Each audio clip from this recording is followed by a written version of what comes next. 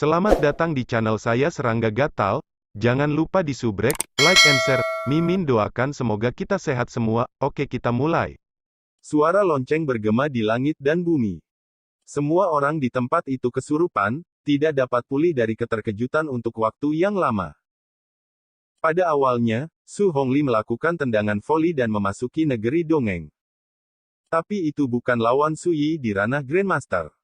Setelah itu, dia menguasai kekuatan langit dan bumi dan Zhou Su, seperti sisi langit dan bumi ini, sehingga saya tidak tahu berapa banyak dewa tanah yang takut pada 3 poin. Tapi tetap saja bukan lawan Su Yi. Sampai dia mencuri vitalitas lelaki tua dalam jubah Tao dan mengaktifkan pedang yang ganas, semua orang berpikir bahwa Su Yi pasti akan kalah. Tetapi pada akhirnya, itu masih bukan lawan Su Yi. Sampai akhir, dia dengan putus asa membiarkan iblis itu menempati tubuhnya dan mengaktifkan lonceng perunggu hitam. Keganasannya begitu kuat sehingga para dewa tanah melihatnya dari kejauhan, dan mereka ngeri. Siapa sangka Su Yi masih menang. Insiden itu berulang kali menunjukkan betapa menakutkannya Su Yi. Sampai sekarang, ketika melihat sosok tinggi Su Yi dalam kehampaan, semua mata dipenuhi dengan kekaguman dan ketakutan yang mendalam. Tuan Yunlang tergerak. Dibandingkan dengan pertempuran ini, Yu Tianhong, yang berhadapan dengan Su Yi di puncak gunung Jiuji, mati tidak salah. Yue Sichan bergumam, matanya yang jernih seperti mimpi. Bagaimana dia melakukannya? Siapa yang bisa menjawabku, mengapa Grandmaster Realm bisa memiliki kekuatan tempur yang begitu kuat? Para dewa tanah seperti Zifeng Liu, Ji He, dan Yun Zongqi semuanya terkejut dan curiga. Ketika mereka melihat bahwa Su Yi akan mati sebelumnya, mereka memiliki penyesalan di hati mereka, berpikir bahwa tidak ada kesempatan untuk membunuh Su Yi dengan tangan mereka sendiri. Tetapi pada saat ini, melihat kemenangan Su Yi, hati mereka dipenuhi dengan keengganan. Rasa itu, hanya mereka yang bisa merasakannya. Sebelum pertempuran ini, tidak peduli berapa banyak mereka melebih-lebihkan Su Yi, mereka tidak pernah berpikir bahwa Su Hongli, yang ditangkap oleh iblis, tidak akan menyakiti Su Yi. Anda harus tahu bahwa lonceng perunggu hitam yang didesak oleh Su Hongli dapat dengan mudah membunuh para dewa tanah ini. Tetapi pada akhirnya, Su Yi tidak hanya tidak terluka, tetapi dia juga mengambil bel tembaga hitam. Ji He menghela nafas. Dia tidak berani mengucapkan kata-kata ini pada saat ini, karena takut menjadi sasaran Su Yi. Seperti dia, saya tidak tahu berapa banyak orang besar di lapangan yang memiliki ide serupa. Su Yi baru berusia 17 tahun sekarang, dan hanya memiliki kultivasi kesempurnaan besar dari alam Grandmaster, dan dia sudah kuat hingga tingkat yang keterlaluan. Setelah itu, saat dia maju untuk menerobos, seberapa menakutkan kekuatannya. Memikirkannya saja membuatku takut. Saudara Su menang. Mu Xi, Pu Yi dan yang lainnya akhirnya menunjukkan senyuman. Pertempuran ini membuat jantung mereka berdetak kencang, dan mereka merasa terengah-engah beberapa kali, tetapi sekarang mereka akhirnya benar-benar rileks. Besar. Lan Su bersemangat dan matanya yang indah bersinar. Selamat bersenang-senang. Orang yang sering lewat menyeringai. Pada saat ini, tuannya Huosong Zhenren tidak bisa lagi memarahinya. Bukankah dia benar-benar tak terkalahkan? King Jin terlihat kompleks, cerah. Mata penuh dengan trans. Dalam kekosongan, Su Yi memandang Su Hongli. Pada saat ini, Su Hongli kelelahan, penampilannya layu, dan matanya sangat redup, seolah-olah dia telah kehilangan akal sehatnya, dan sepertinya tidak dapat pulih untuk waktu yang lama. Kenapa kau tidak membunuhku? Su Hongli tersentak dan bertanya, lemah. Su Yi bertanya, mengapa kamu tidak membunuhku dan ibuku?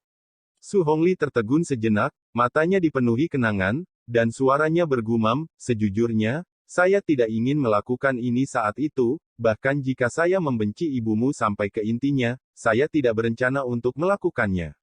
Untuk bunuh diri, karena aku tahu dia tidak akan hidup lama.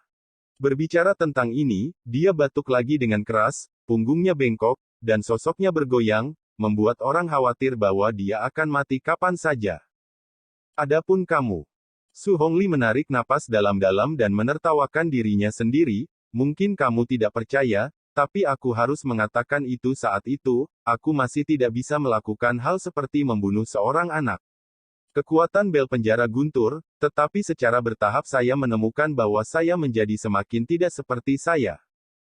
Pipinya menunjukkan kepahitan dan warna mencela diri sendiri. Ibumu mengatakannya dengan baik saat itu, bel guntur berdarah ini terlalu aneh dan berbahaya, selama kamu mendekatinya, itu akan terkikis dan terpengaruh oleh kekuatannya. Pada akhirnya menjadi sangat berbeda dari sebelumnya. Berbicara tentang ini, alis Su Hongli dipenuhi dengan penyesalan yang mendalam. Ini, ibumu memperingatkanku saat itu, tapi aku tidak bisa menahan keserakahanku, mengambil keuntungan dari ketidaksiapan ibumu.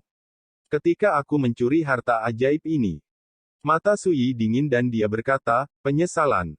Su Hongli menggelengkan kepalanya, tidak, saya tidak menyesali kematian Su Hongli, dan saya tidak menyesali kesalahan yang saya buat. Yang benar-benar membuat saya menyesal adalah saya tidak dapat membantu ibumu. Mata gelapnya dipenuhi dengan rasa sakit. Saat itu, setelah dia mengetahui bahwa saya mencuri Thunder Torment Bell, dia sangat marah dan kecewa, tetapi dia tidak memutuskan hubungan dengan saya sepenuhnya. Sebaliknya, dia mengajari saya beberapa metode untuk mengendalikan dan menekan lonceng hukuman guntur.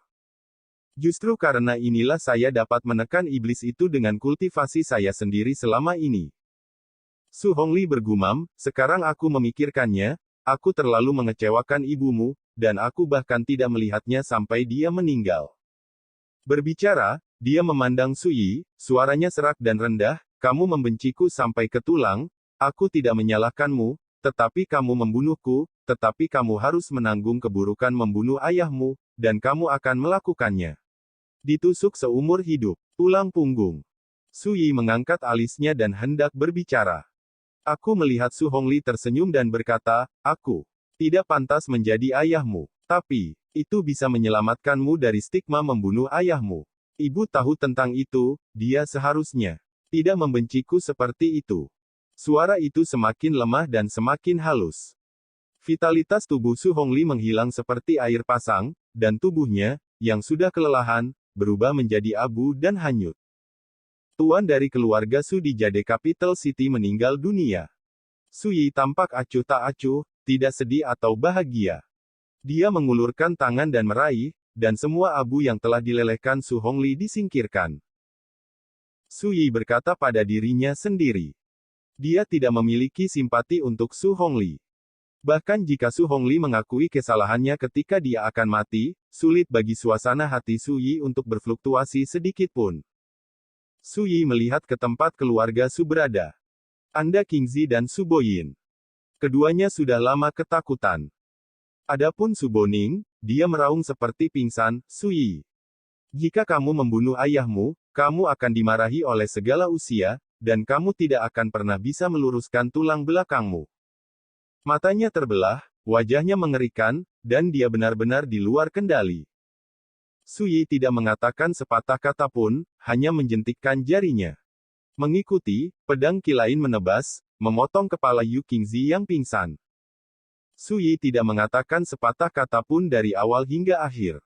Adegan yang mengejutkan dan berdarah ini merangsang seluruh keluarga Su untuk gemetar. Di pagi hari besok, keluarga Su Anda akan mengambil beberapa persembahan dan mengirimkannya ke halaman Songfeng. Saya akan melepaskan masa lalu. Su Yi berkata dengan acuh tak acuh, kamu harus tahu siapa yang telah menyakitiku saat itu. Jika pengorbanan itu membuatku tidak puas, aku akan mengambil seluruh hidupmu sebagai pengorbanan. Begitu kata-kata ini keluar, sebagian besar orang di keluarga Su santai seolah-olah mereka telah diberikan amnesti. Karena mereka berpikir bahwa mereka tidak pernah menyinggung Su Yi dalam beberapa tahun terakhir. Dan mereka yang telah menyinggung Su Yi sebelumnya, mereka semua jatuh dalam keputusasaan. Su Yi mengabaikan ini. Dia melihat sekeliling dan akhirnya menatap Yun Zongqi, Ji He, Si Fengliu dan yang lainnya, apakah kamu ingin membalas dendam sekarang? Dalam hal ini, setelah membunuh Yu Tianhong di puncak Gunung Jiuji, dia juga bertanya. Sama seperti terakhir kali, Yun Zongqi dan Dewa Tanah lainnya semuanya kaku, ekspresi mereka berubah, dan mereka diam. Aku bahkan tidak berani melihat Su Yi. Ini adalah kekuatan membunuh, dan tidak mungkin bagi orang-orang besar ini untuk menolak mengakuinya. Aku tahu bahwa selama ada kesempatan di masa depan, kamu pasti akan membalas dendam padaku, Su, tetapi kamu dapat yakin bahwa selama kamu tidak ingin hidup, kamu dapat datang kepadaku kapan saja. Kata-katanya menghina, dan mereka tidak menganggap Dewa Tanah ini di mata mereka. Bagaimanapun, Sui hendak pergi. Tetapi pada saat ini, suara yang dalam dan tua datang dari kejauhan.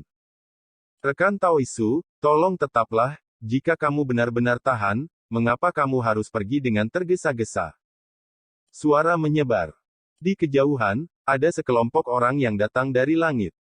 Jin He, Yun Zongqi, Si Fengliu dan yang lainnya semua bergerak di dalam hati mereka dan mata mereka berkedip. Ya, Su Yi telah melihat permusuhan mereka, jadi mengapa tidak melakukan sesuatu pada mereka? Tampaknya hanya ada satu alasan untuk menjelaskan ini, yaitu, dalam pertempuran pembunuhan tadi, Su Yi juga banyak mengkonsumsi, dan dia sudah berada di akhir permainan. Bagaimanapun, dia hanya seorang master di bidang kultivasi. Setelah pertempuran sengit seperti itu, bagaimana mungkin kultivasinya tidak habis? Bahkan, kemungkinan cedera tidak bisa dikesampingkan. Hanya saja tidak ada yang melihatnya. Master Yunlang, Yue Xichan, Ge Changling, Musi dan yang lainnya jelas juga memikirkan hal ini, dan ekspresi mereka tiba-tiba berubah. Pada saat ini, sekelompok orang di kejauhan dengan cepat mendekat. Orang-orang ini belum tiba di dunia ini, mereka akan menyebar, membentuk tren yang menjulang, menghalangi mundurnya Sui. Itu 6. Saat mereka tiba-tiba menjadi fokus penonton. Naga tersembunyi Zhou besar. Mata sakit Yunlang seperti listrik, dan warna kental muncul di alisnya. Dan para dewa terestrial seperti Jihe, Yun Zongqi, Si Fengliu, Huo Song Zhenren, Del, semuanya memiliki mata yang cerah. Mereka secara alami tahu asal-usul naga tersembunyi. Apakah itu Dazu, Dawei, Dakin, ada kekuatan kultivasi di keluarga kerajaan. Para praktisi keluarga kerajaan Dazu bercokol di Gunung Naga Tersembunyi, sehingga mereka disebut naga tersembunyi. Praktisi keluarga kerajaan dinasti Wei menganggap diri mereka sebagai orang yang meminta keabadian, sehingga mereka disebut Sun Xianxi. Di Dakin, praktisi yang bercokol dalam keluarga kerajaan disebut Pertapa Wolong. Para praktisi ini semuanya adalah figur Yuandao yang telah lama melampaui duniawi. Berani main-main. Suasana menjadi suram dan membosankan. Tidak ada yang menyangka bahwa Su Yigang telah mengakhiri perselisihan antara Su Yigang dan keluarga Su, dan 6 naga tersembunyi milik keluarga kerajaan Zhou Agung akan muncul entah dari mana. Tuanku, Zhou Changyi, saya telah melihat sesama Taoisu.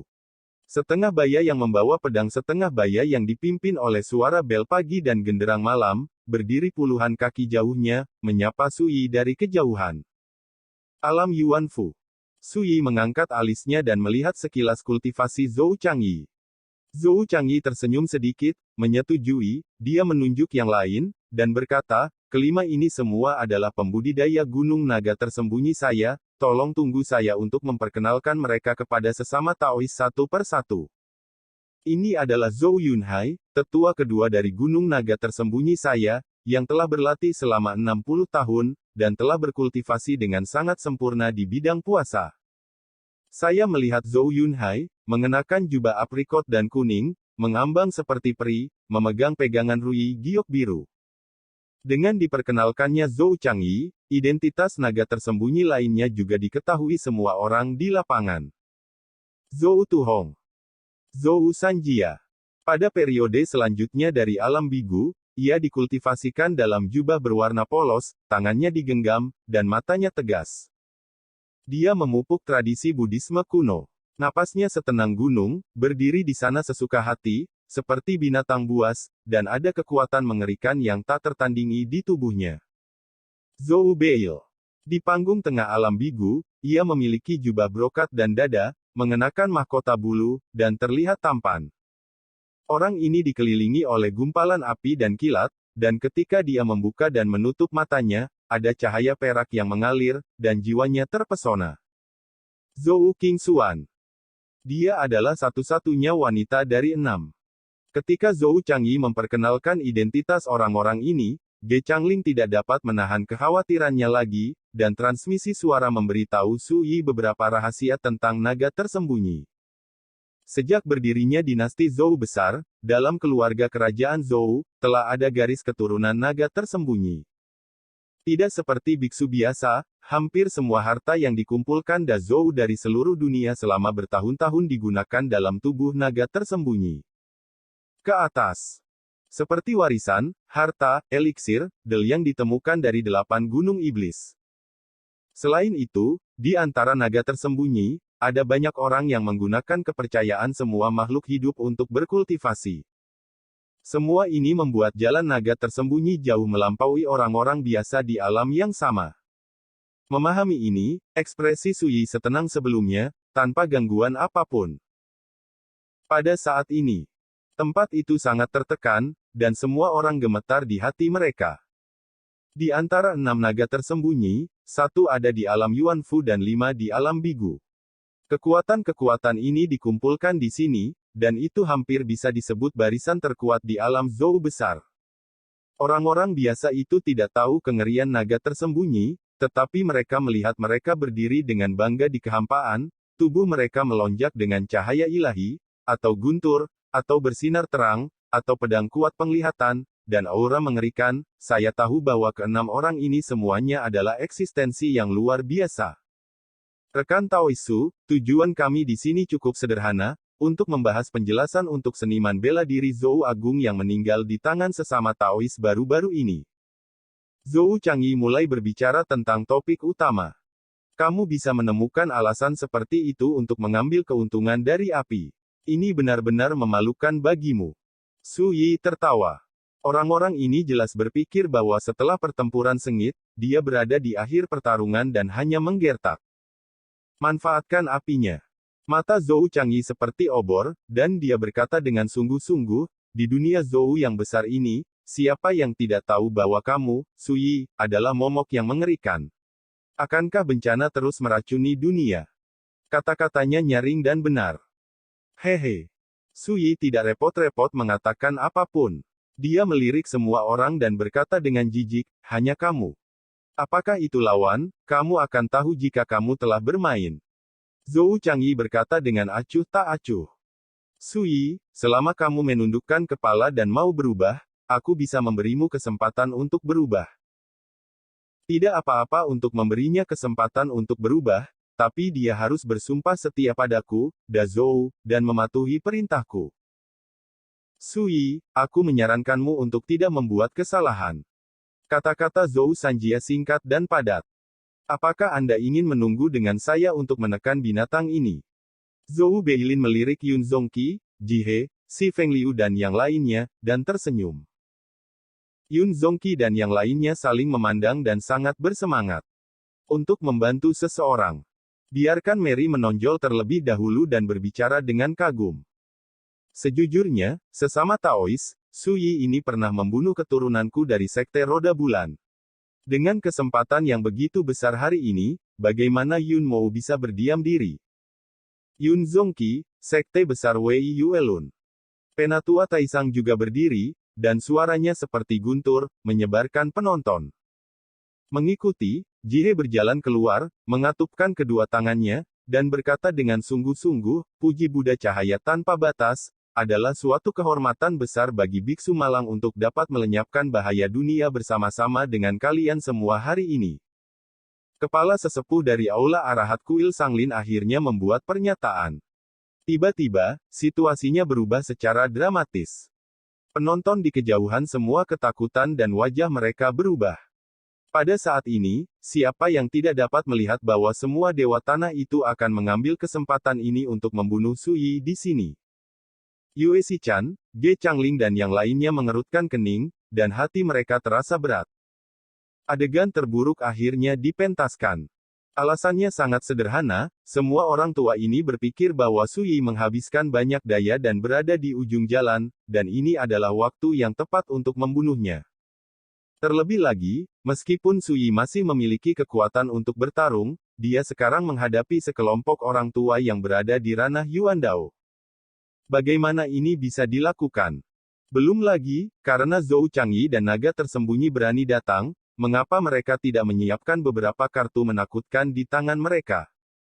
Melihat ini, Zhou Qingxuan, yang mengenakan jas putih panjang dan memiliki napas kabur seperti kabut, berkata dengan suara dingin. Sui, apakah kamu melihatnya? Ini adalah tren umum, dan semua orang tidak bisa lagi mentolerir bencana seperti kamu untuk bertahan hidup di dunia.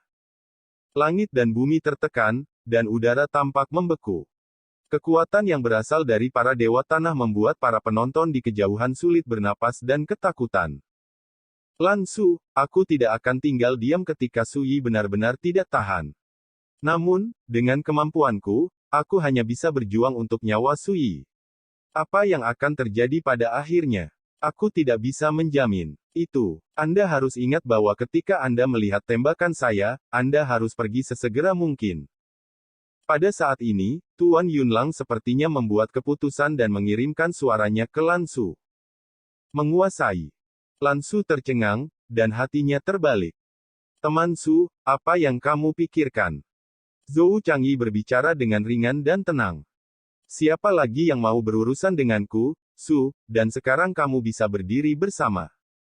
Tapi melihat mata Sui menyapu, suaranya menyebar jauh. Tidak ada yang akan membayangkan bahwa mereka telah jatuh ke dalam situasi yang terisolasi dan tak berdaya, tetapi Sui masih tidak takut, dan bahkan tampaknya berpikir bahwa tidak ada cukup musuh. Tidak ada yang menjawab untuk waktu yang lama, yang membuat Sui menggelengkan kepalanya, seolah kecewa. Sepertinya sesama Taois Su berencana untuk melawan dan tidak akan bertobat. Perimeter mudah untuk menaikkan alis.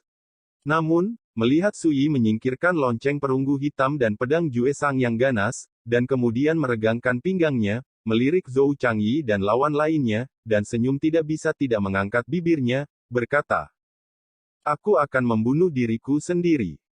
Semua mata tertuju pada Sui, terkejut, dan bingung. Ini adalah waktunya, tetapi mengapa Sui, yang dikelilingi oleh musuh, tampaknya dalam suasana hati yang sangat bahagia. Sekian dulu update-annya, tunggu lanjutannya di channel saya Serangga Gatal, di subscribe ya guys. Terima kasih.